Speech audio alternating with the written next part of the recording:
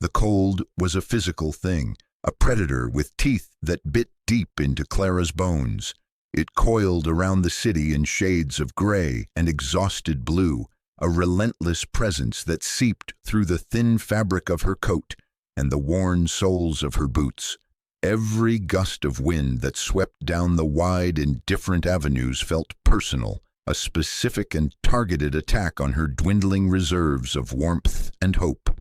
The sky was the color of unpolished pewter, heavy with the promise of more snow, a promise that held no magic for her, only the threat of a deeper, more penetrating chill. Her world had shrunk to the basic, brutal mathematics of survival. The number of hours she could run the small, rattling space heater in their apartment versus the numbers on the electric bill. The amount of soup in a can versus the number of meals it had to become. Clutched in her gloved hand was the small, warm hand of her daughter, Lily.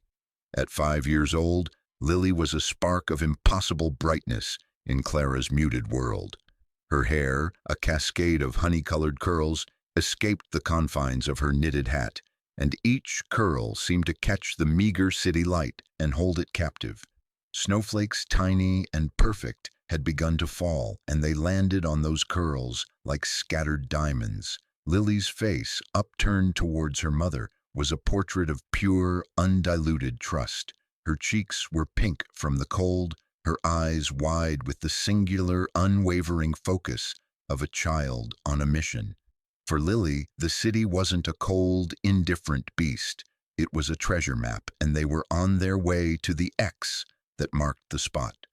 Clara's own face felt tight and numb, a mask of weary resolve she wore to shield Lily from the anxieties that churned within her.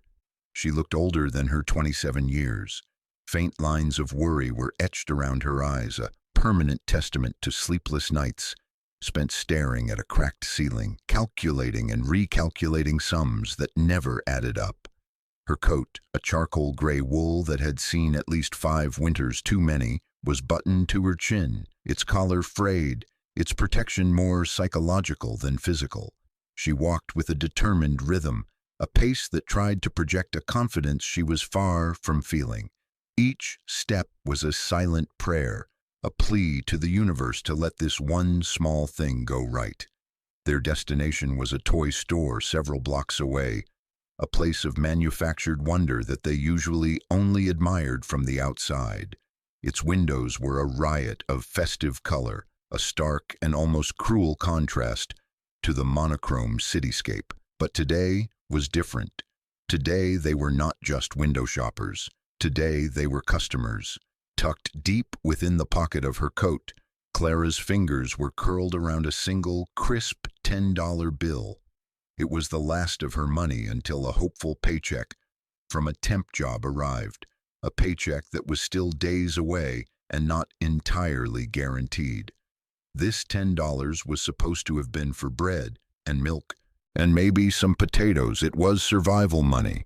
But 3 days ago, Lily had pressed her nose against the cold glass of that toy store window, her breath fogging a small circle, and she had seen it.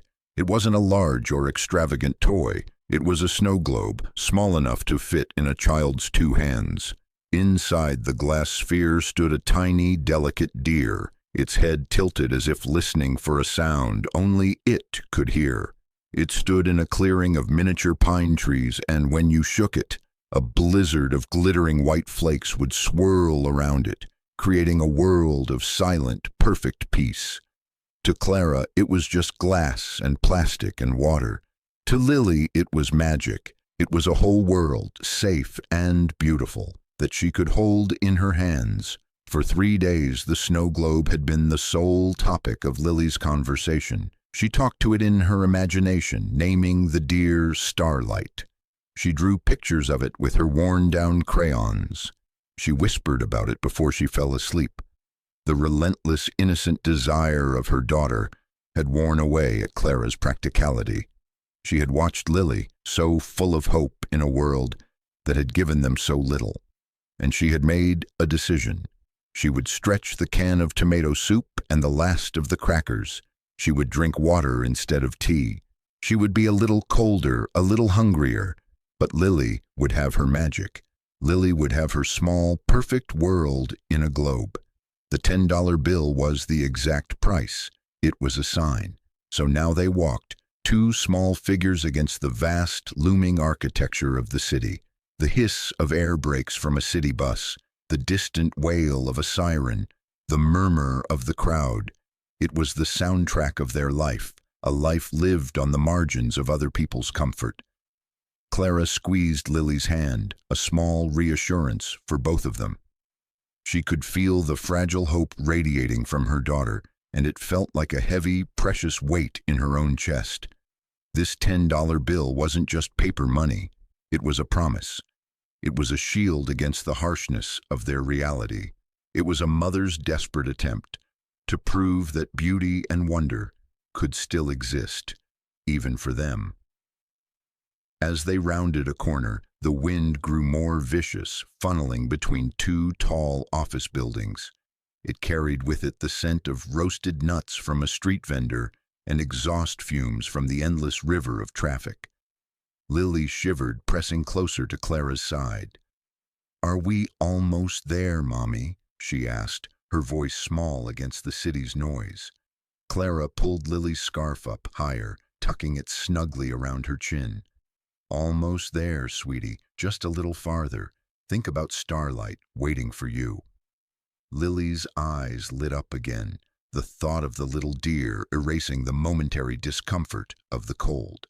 That was Lily's gift, an unshakable belief in the good that was waiting just around the corner. It was a gift Clara felt a fierce, painful duty to protect. Their apartment was a small, third-floor walk-up in a building that had long given up any pretense of elegance. The hallways smelled of damp plaster and a dozen different dinners being cooked. Their own two rooms were sparse but meticulously clean. Every object had its place. Lily's small collection of books was neatly stacked. Her one worn teddy bear sat propped against her pillow. It was a home built not on possessions, but on routine and a quiet, stubborn love. The small electric heater in the living room was their hearth, their gathering place, its orange glow a meager but vital defense against the winter that pressed in at the window panes. Leaving that small pocket of warmth had been difficult. Clara had bundled Lily into her layers of clothing, her own fingers stiff with cold as she fumbled with buttons and zippers. The thought of the warm, brightly lit toy store had been the beacon that pulled them out the door and into the biting air. Now, with every step, the anticipation grew. Clara could almost feel the smooth, cool glass of the snow globe in her own hands, could almost see the look on Lily's face when she finally held it. It would be a moment of pure joy, a memory she could hoard like a treasure, something to sustain her through the lean days ahead. This single act of buying a small toy felt monumental, an assertion of her ability to provide not just sustenance but happiness. She glanced down at her daughter again. Lily was humming a little tune, her steps turning into a happy skip. In that moment, the weight of their poverty, the constant grinding anxiety, seemed to lift just a little. For this one afternoon, she wasn't just a struggling single mother.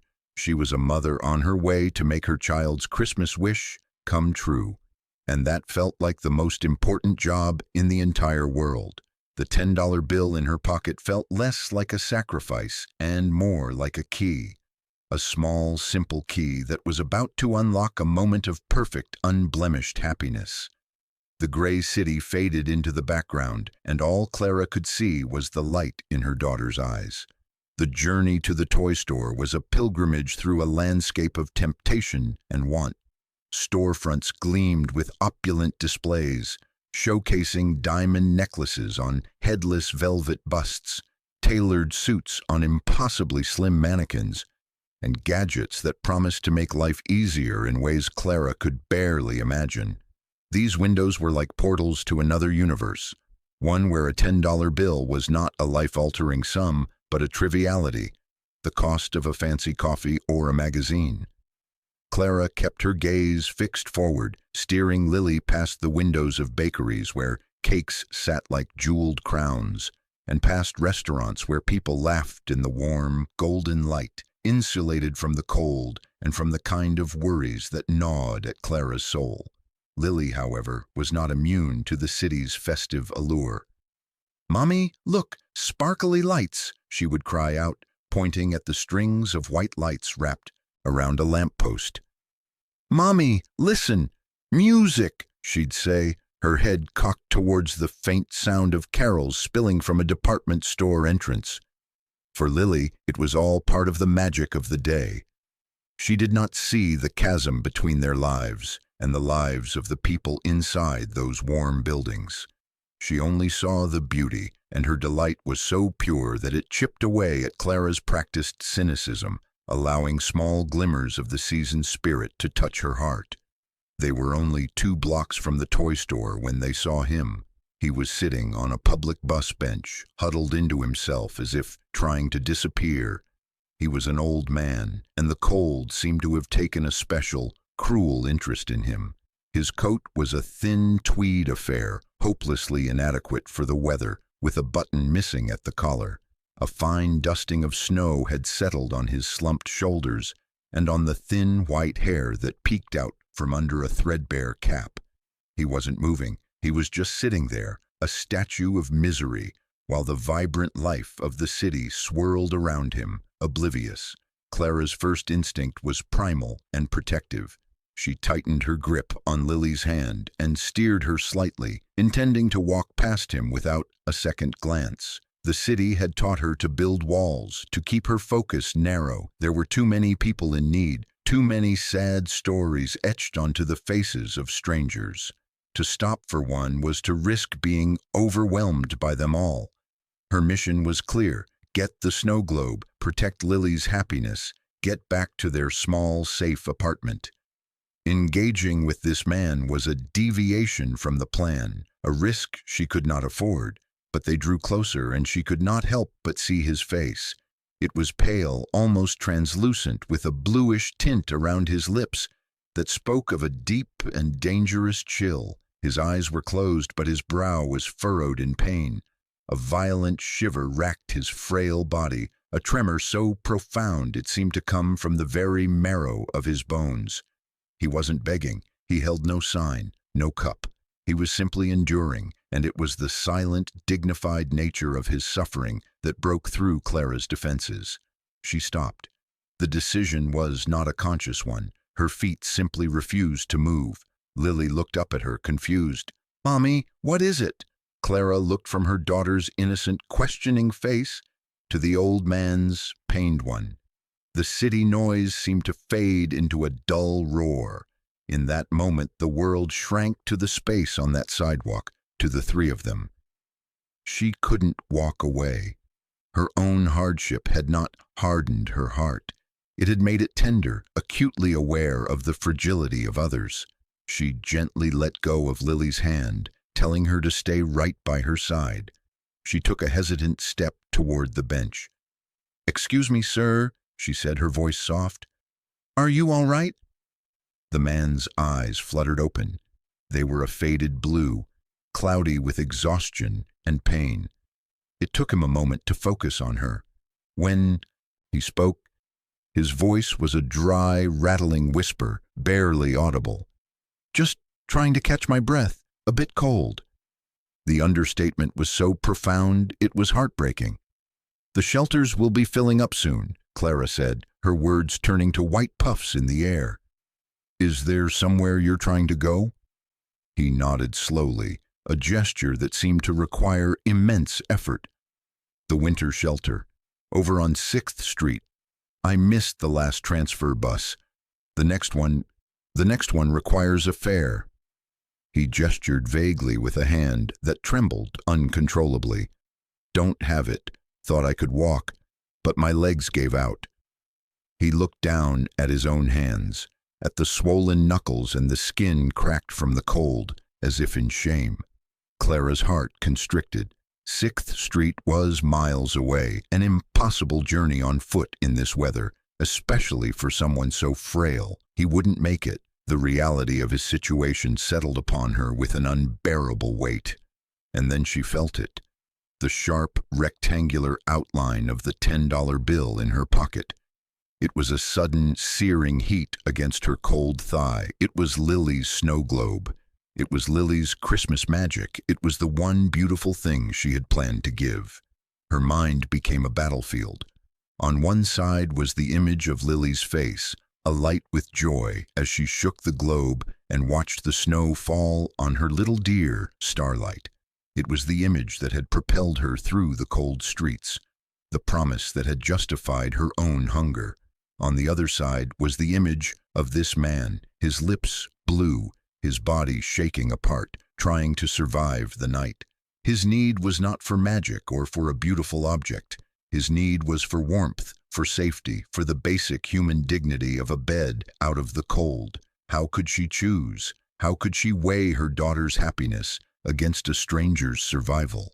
The thought was agonizing. She glanced at Lily, who was watching the exchange, with wide, solemn eyes, her earlier excitement forgotten. What was she teaching her daughter right now?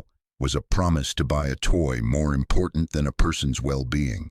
Was their own small pocket of happiness to be purchased at the cost of ignoring someone else's profound suffering? The city's festive lights suddenly seemed garish and mocking.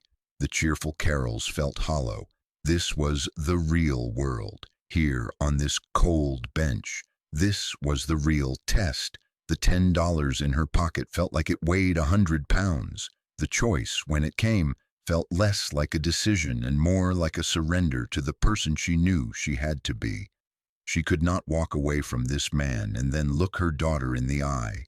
She could not buy a toy that represented a perfect, peaceful world, while leaving a piece of the real world so broken behind her. The peace inside the snow globe would be a lie if it was bought with a heart that was not at peace with itself. Clara knelt, bringing herself down to Lily's level. The cold pavement seeped through the knees of her jeans, but she barely noticed. She looked directly into her daughter's eyes, needing her to understand. "Lily, my sweet girl," she began, her voice gentle but firm. "Do you remember how we talked about how important it is to be kind?" Lily nodded, her expression serious, her gaze fixed on her mother's face. "This man," Clara continued, nodding towards the bench, "he is very, very cold, and he needs help to get to a warm place. The money we have, it can help him get there." She paused, letting the words sink in. She saw the flicker of understanding in Lily's eyes, followed by a shadow of disappointment. The snow globe, Starlight. Clara's heart ached for her daughter's sadness, for the broken promise. "I know we were going to buy the snow globe," she said softly. "I am so sorry, baby, but helping him, it's the most important thing we can do right now. It's the right thing to do." For a moment, Lily's lower lip trembled, but then she looked over at the old man, who had closed his eyes again, his body still shaking. She looked back at her mother, and with a gravity far beyond her 5 years, she gave a small, solemn nod. A wave of love and pride washed over Clara, so powerful it momentarily pushed back the cold. She stood up, her resolve solid. She walked over to the man, her movements now filled with a sense of purpose. She reached into her pocket and pulled out the $10 bill. It looked impossibly green and vibrant against the gray backdrop of the evening. She gently took the man's trembling, ice-cold hand and pressed the bill firmly into his palm, closing his fingers around it. He opened his eyes, startled. He looked down at the money, then back up at her, his expression one of complete disbelief. "No, I couldn't," he stammered, trying to push it back towards her. Clara shook her head, keeping her hand over his, a gesture of both giving and reassurance. "Please," she said, her voice clear and steady. "You need it more than we do. Go get on that bus. Get somewhere warm."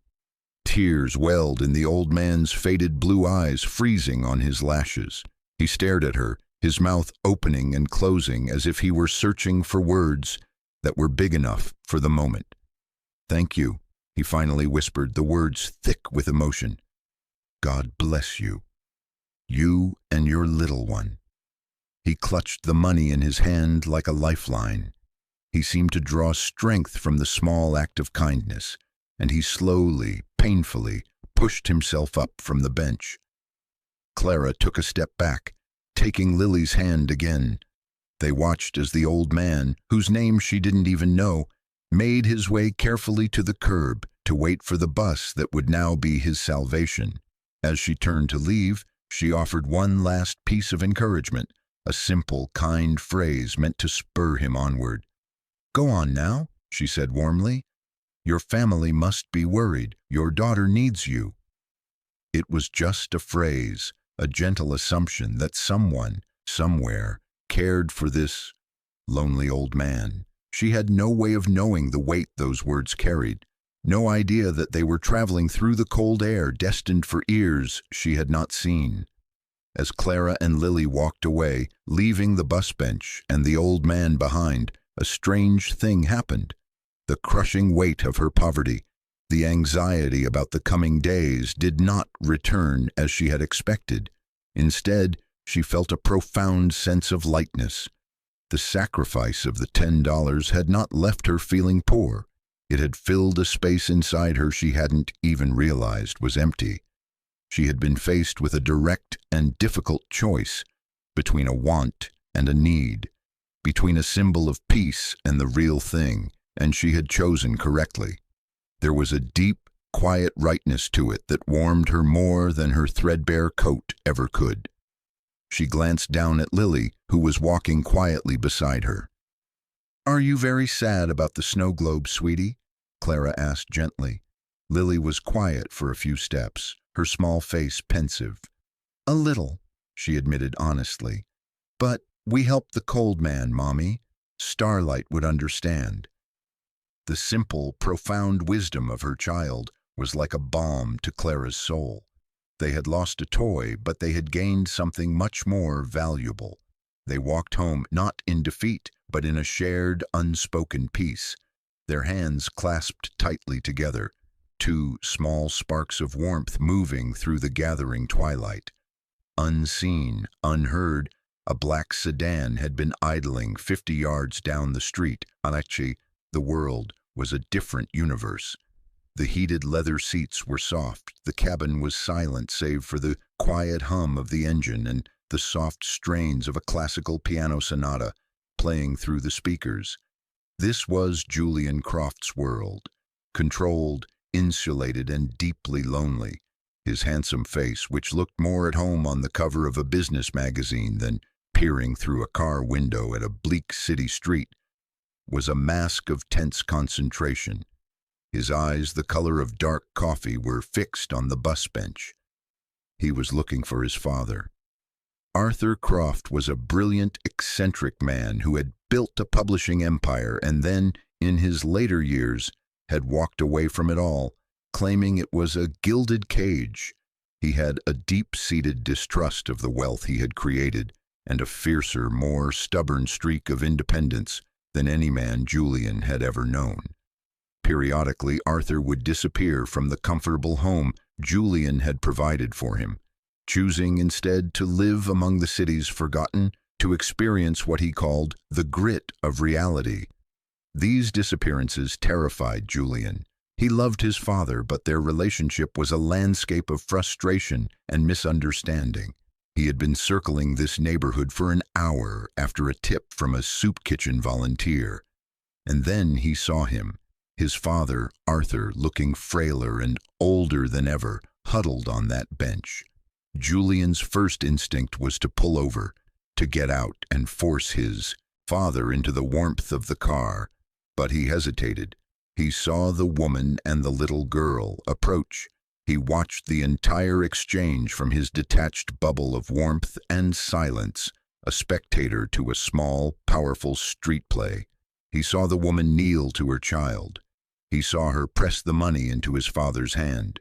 He saw the look of stunned gratitude on Arthur's face.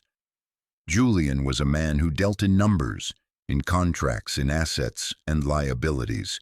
He understood transactions. But this was something else. This was an act of pure, uncalculated grace. He saw the woman's worn coat, the child's simple clothes.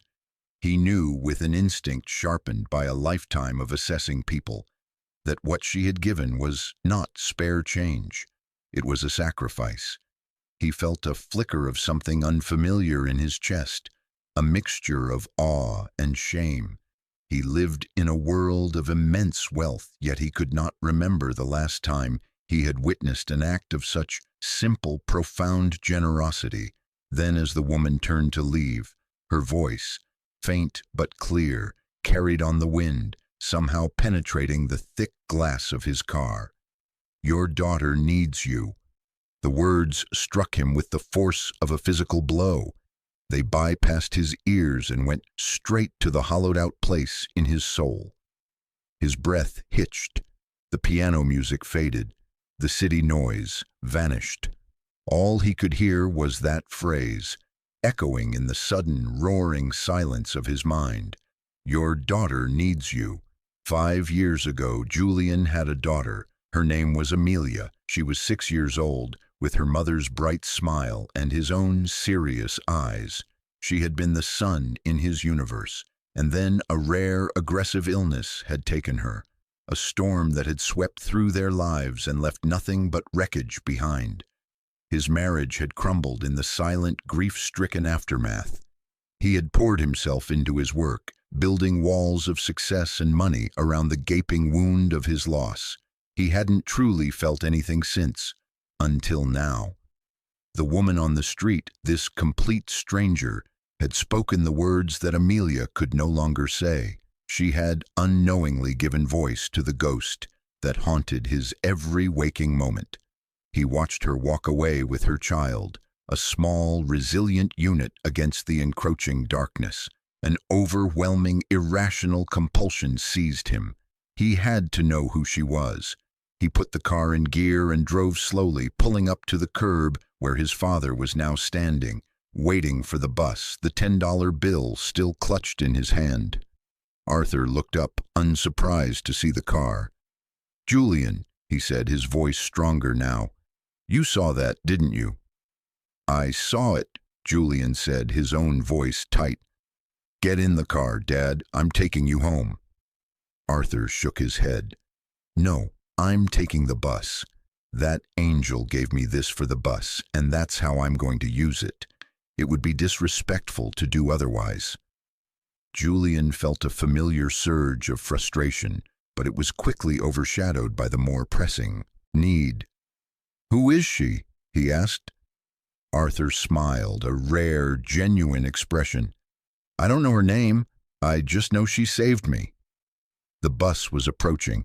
Julian knew arguing was pointless. "Fine, but I need to talk to her." He put the car in gear again and drove slowly down the street, easily spotting the woman and her child a block ahead.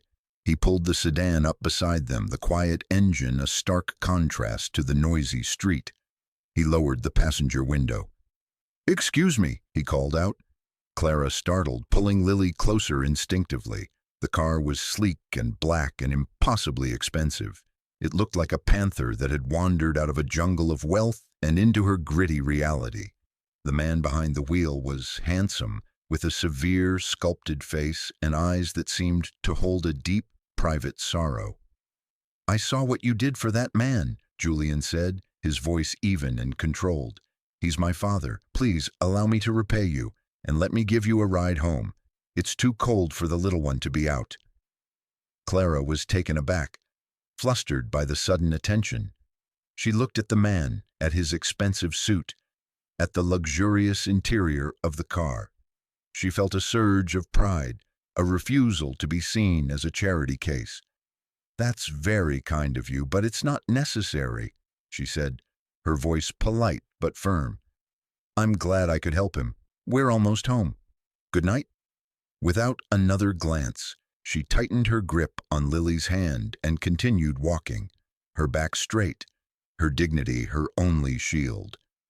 Julian was left sitting in his warm, silent car, watching her disappear into the twilight. He had offered money and comfort, the only currencies he truly understood. she had refused them both. And for the second time that day, the unknown woman left him feeling a profound sense of awe.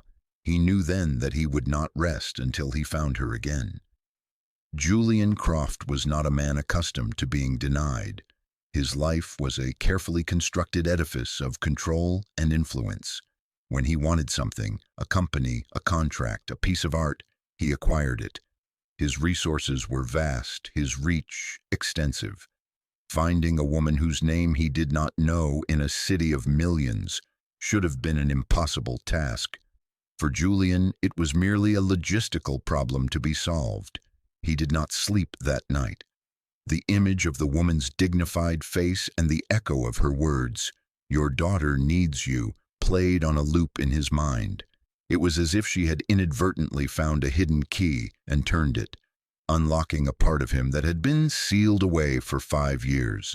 By morning, his team had found her, Clara Evans, a resident of a rundown apartment building in the very neighborhood he had been searching, a single mother, a history of temporary jobs in retail and food service. The brief, stark summary of her life only deepened the mystery and the power of her selfless act. The $10 she had given his father was not spare change. It was a fortune. He felt a compelling, almost urgent, need to rectify the imbalance, to bring some form of justice or reward into her life.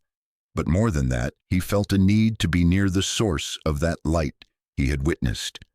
He called his father. "I found her," he said, his voice devoid of its usual businesslike tone. "I'm going to see her." There was a pause on the other end of the line, and then Arthur's voice, surprisingly gentle. "What are you going to do, son?" Julian hesitated. "I'm going to offer her a job." It was the only way he knew how to help, the only tool in his arsenal that felt appropriate. "Be careful, Julian," Arthur warned. "Kindness like that isn't a commodity. You can't buy it or repay it like a debt." The advice, though wise, did little to deter him. He drove to her building that afternoon, this time with Arthur in the passenger seat. The contrast between his gleaming luxury car and the graffiti-scarred, neglected street was jarring. The building's lobby was dim and smelled of decay.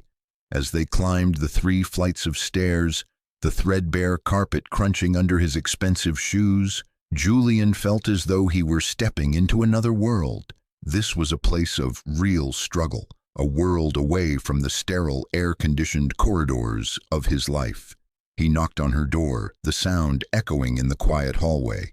When it opened, Clara stood there, her eyes widening in shock and recognition. She was holding a dish towel, and Lily peeked out from behind her legs, her expression curious. "Mr. Croft," Clara said, her voice barely a whisper. She was even more striking in the light of day, her weariness unable to mask the quiet strength in her features. "Please call me Julian," he said, his voice softer than he intended. "And this is my father, Arthur."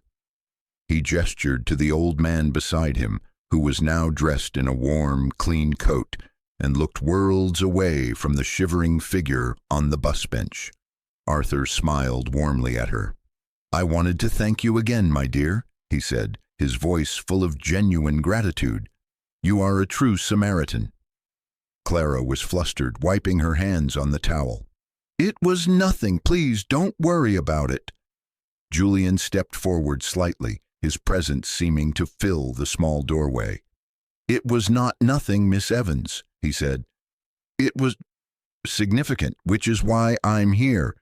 I hope you don't find this too forward, but I have a proposition for you." He saw a flicker of apprehension in her eyes and hurried to explain. "A job offer."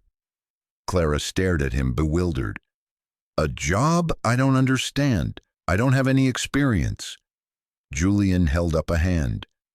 "My company, Croft Enterprises, has a large philanthropic arm, the Croft Foundation. We fund and operate numerous community outreach programs.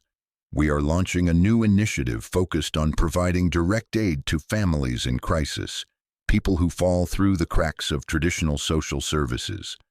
I've been searching for a person to direct it. someone with a deep and intuitive understanding of empathy, someone with unimpeachable integrity. He looked directly into her eyes, his gaze intense. "I'm not interested in a resume, Clara. I'm interested in character. And yesterday, on that street, I witnessed a strength of character that is rarer than any business degree. I believe you are the person I've been looking for." The offer hung in the air between them, shimmering with impossibility. He named a salary that made Clara's head spin, a number so far beyond her reality that it sounded like a foreign language. He mentioned full health benefits, a housing allowance, a stable future. Clara was speechless. She felt a dizzying mix of disbelief, suspicion, and a fragile, terrifying hope. Was this a joke, a dream, some kind of strange game played by the ultra-rich? She looked from Julian's serious, unreadable face to Arthur's kind, encouraging one. She looked down at Lily, who was still hiding behind her, and thought of the constant, grinding worry that was the background noise of their lives.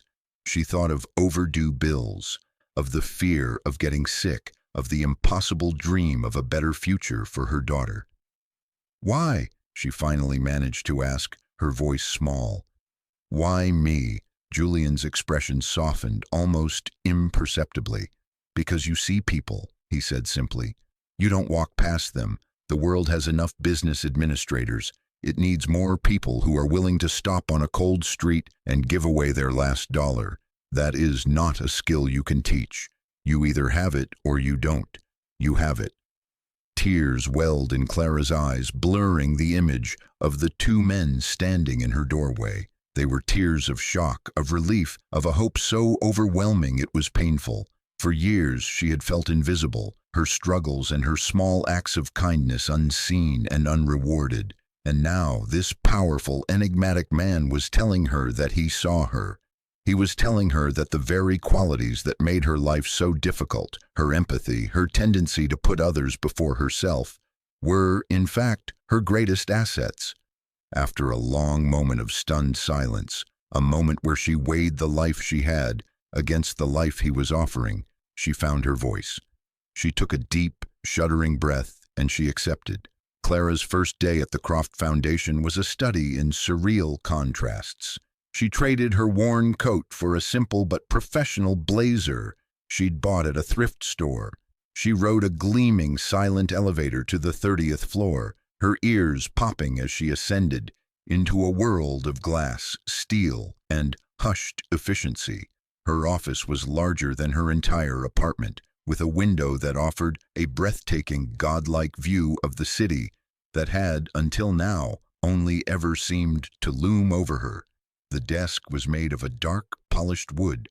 The chair was ergonomic leather, and the computer on her desk hummed with quiet power. It was all terrifying and exhilarating. She was sure she would be an imposter, a fraud who would be discovered at any moment. But Julian had been right. The work itself felt intuitive. She wasn't dealing with spreadsheets and profit margins. She was dealing with people. She read through case files of families facing eviction, of parents struggling to afford medical care for their children, of people who had lost their jobs and their hope. Each file was a story, and she understood the language of these stories intimately. Her empathy, once a liability that left her emotionally raw, was now her primary tool. She saw not just the problems, but the people behind them, and her suggestions for aid were practical, compassionate, and effective. Julian, for his part, kept a professional distance at first, but she felt his presence as a quiet, steadying force. He made sure she had all the resources she needed, that her team was supportive. But soon, the professional boundaries began to soften in small, almost imperceptible ways. He would often find a reason to be in the Foundation's offices at the end of the day, just as she was packing up to leave. "It's getting dark, Clara," he'd say, his tone casual, "and it looks like it might snow again. My driver is downstairs. Let us take you home." The first time she politely refused, still clinging to her independence, but he was persistent, and the prospect of a warm, comfortable ride home versus a cold, crowded bus was too tempting to resist forever. Soon, the rides became a regular occurrence. During those journeys through the city's glittering evening traffic, they began to talk. He would ask about her day, listening with an intensity that made her feel truly heard. He would ask about Lily, and his face would soften when Clara shared a funny story about something her daughter had said or done. He began to extend his kindness beyond the car rides. One evening, he insisted on carrying her bag of groceries up the 3 flights of stairs to her apartment. When he stepped inside, Lily, who had only seen him briefly at the door, ran to him without a trace of shyness and showed him a picture she had drawn. A wobbly but cheerful portrait of a deer in a swirl of white crayon. "It's Starlight," she announced proudly. Julian knelt to look at the drawing, his expensive suit creasing on the worn linoleum floor. He studied the picture with a seriousness that honored the child's effort. "He's wonderful, Lily," he said, his voice gentle. And in that moment Clara saw a crack in his carefully constructed armor. She saw not the powerful CEO, but a man looking at a child's drawing with a profound and aching tenderness. From that day on, Lily adored him. She would wait by the window for his car, and her face would light up when he arrived. He, in turn, started bringing her small, thoughtful gifts. Not expensive toys, but a special set of drawing pencils, a book of fairy tales, a bag of her favorite gummy bears. He was tentative, almost shy in his affection, as if he were relearning a long-forgotten language.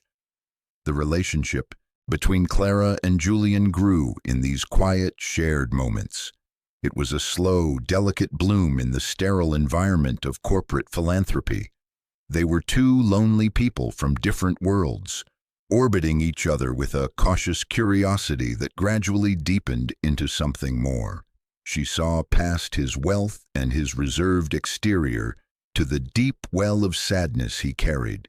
He saw past her poverty and her weariness to the unshakable core of strength and goodness that defined her.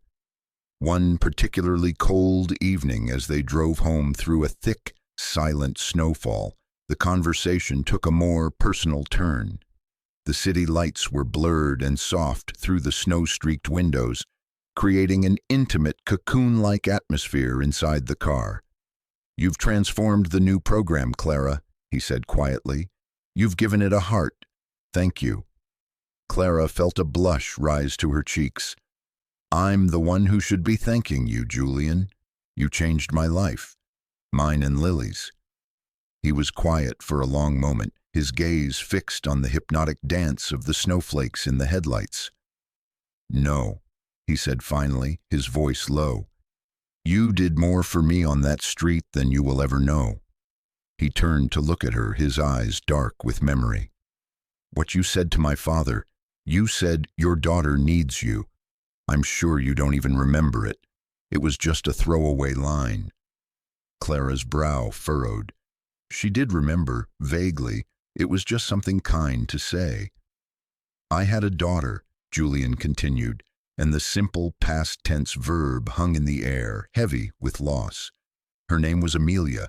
She would have been 11 this year. She passed away 5 years ago." He spoke the words evenly, but Clara could feel the monumental effort it took to keep his voice from breaking. "When she died, everything else died with her. My marriage, my ability to feel much of anything.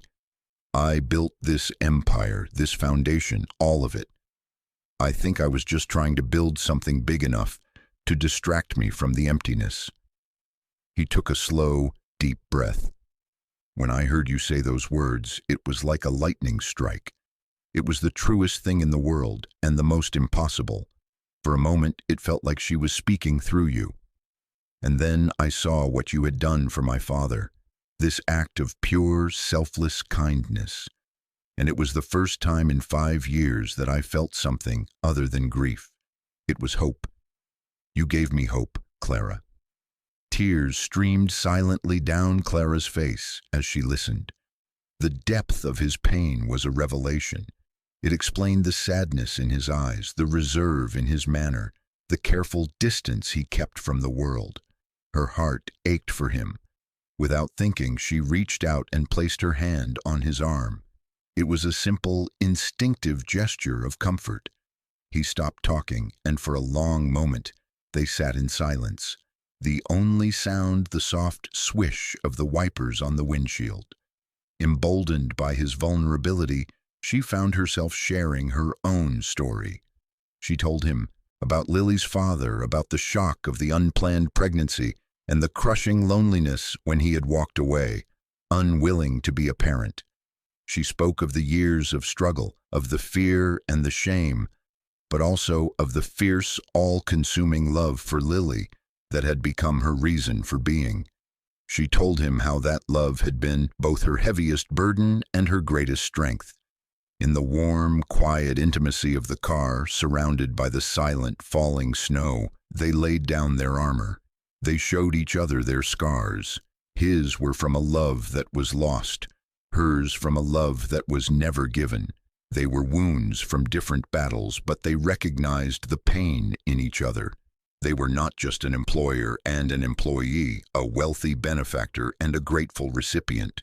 They were two survivors, two lonely souls who had found an unexpected and profound connection. The bridge between their two disparate worlds was not built of money or opportunity. It was built of shared vulnerability and a mutual recognition of the goodness in each other's hearts. From that night on, everything was different. The tentative friendship they had been building had found its foundation, and it was ready to become something much stronger. A year passed. Winter returned to the city, but this time it felt different to Clara. The cold no longer felt like a predator. The gray skies did not seem to mock her. The festive lights in the shop windows were not a painful reminder of what she couldn't have. They were simply beautiful. Her life had been so completely and profoundly transformed that the woman who had walked these same streets a year ago, her heart heavy with worry and her pocket holding only a single $10 bill, felt like a distant memory, a character from a sad story she had once read. It was Christmas Eve. The air was crisp and cold, filled with the scent of roasted chestnuts and pine. But Clara was not out in it. She was inside, in a home that was more beautiful than any she had ever dared to dream of. It was Julian's house, a warm, sprawling brownstone with high ceilings, polished wood floors, and a fireplace where a cheerful fire crackled and snapped, casting a dancing golden glow across the room. A magnificent Christmas tree stood in the curve of the bay window, its branches laden with ornaments that held memories from Julian's family, and now new ones that they were creating together. Clara was no longer the weary, careworn woman from the year before. Her face was relaxed and happy, the worried lines around her eyes smoothed away. She was wearing a soft, deep green sweater, and her hair fell in loose waves around her shoulders. She was in the kitchen, a bright, spacious room that smelled of cinnamon and gingerbread, putting the finishing touches on a plate of cookies with Lily, who was now a happy, chattering 6-year-old, her face smudged with frosting. Lily's life, too, was transformed. She had her own warm room, a collection of books that was no longer small, and the unwavering security of being loved and provided for. The anxieties that had once been a constant low hum in their lives had vanished completely. Julian came into the kitchen, and the change in him was, perhaps, the most remarkable of all. The severe, melancholic mask he had worn for so long was gone. His eyes, once clouded with a perpetual sadness, were clear and bright. He smiled easily now, a genuine, unreserved smile that reached his eyes and transformed his entire face. He had let go of the ghosts of his past, not by forgetting them, but by allowing new light and new love into the shadowed corners of his heart. He came up behind Clara, wrapping his arms around her waist and resting his chin on her shoulder, inhaling the scent of her hair. "It smells like Christmas," he murmured. Clara leaned back against him, her heart full. This was home. This was peace. Later that evening, after Lily was tucked into bed, dreaming of the presents that awaited her under the tree, Julian took Clara's hand and led her into the living room. The only light came from the fireplace and the twinkling lights on the tree. "I have a gift for you," he said, his voice soft. "It's not for under the tree." He led her to the grand marble mantelpiece above the fireplace. There, sitting in the center, was an object shrouded in a piece of velvet cloth. With a gentle flourish, he lifted the cloth away. Clara gasped. It was a snow globe, but it was unlike any she had ever seen. It was larger, exquisitely crafted, with a base of dark carved wood, and inside the glass dome the scene was not of a deer in a forest. It was a perfect, impossibly detailed miniature of the bus bench where she had met Arthur. The artist had captured every detail: the peeling green paint, the slight sag in the middle, the backdrop of the city street. And on the bench sat 3 tiny figures: a woman in a worn gray coat, a small girl in a knitted hat, and a frail old man huddled against the cold. Clara stared at it, her eyes filling with tears. It was all there. The moment that had changed everything. The moment of her greatest despair and her greatest strength. The moment that had, through an impossible series of events, led her here, to this life, to this love. She reached out a trembling hand and touched the cool, smooth glass. "A year ago on that bench," Julian said, his voice thick with emotion as he stood beside her. "You gave away the last thing you had. You chose kindness when you had every reason to choose yourself. You taught me that the greatest acts of love aren't grand gestures. They're small, impossible sacrifices. You and Lily, you didn't just change my life. You gave me a new one. You saved me from the ghost I had become." He turned to face her, taking both of her hands in his. The firelight flickered in his earnest, loving eyes. "I don't ever want to face another winter or another Christmas without you," he said. And then he slowly got down on one knee on the soft rug before the fire. He pulled a small velvet box from his pocket and opened it. Inside, a simple, elegant diamond ring glittered, capturing the light from the fire and the tree and throwing it back in a shower of tiny rainbows. "Clara Evans," he said, his voice steady and sure. "You are the kindest, strongest, most wonderful woman I have ever known. Will you marry me? Will you and Lily make my house a home and my life whole forever?" Tears were now flowing freely down Clara's cheeks, tears not of sorrow or struggle, but of a joy so profound it felt like it might burst her heart. She looked from the ring to the beautiful, heartfelt face of the man kneeling before her, the man who had seen the best in her when she was at her worst. "Yes," she whispered, the word a happy, choked sob. "Yes, Julian, of course, yes." He slid the ring onto her finger, a perfect fit. He stood up and pulled her into his arms, and their kiss was a seal on a promise, a culmination of a journey that had started with a single act of kindness on a cold city street. Just then, a small voice came from the doorway. "Are you getting married?" Lily stood there, rubbing her eyes, her teddy bear clutched in her hand. Julian and Clara broke apart, laughing through their tears. Julian scooped Lily up into his arms, and she immediately wrapped her arms around his neck. "We are," he said to her, his voice full of happiness. "Is that all right with you?" Lily beamed, her sleepy face breaking into a wide smile. "Yes, now we can be a family forever." She threw her arms around Clara's neck as well, pulling them all into a tight, 3-person hug. They stood there for a long time, a complete and perfect circle of love, bathed in the warm, golden light of the fire. Clara looked over Julian's shoulder at the mantelpiece. The snow globe sat there, a silent, beautiful testament to their story. She knew that for all the years to come, it would serve as a reminder that even in the coldest, darkest winter, a single act of selfless love could be the spark that ignites a whole new life, a life more wonderful than you could ever imagine.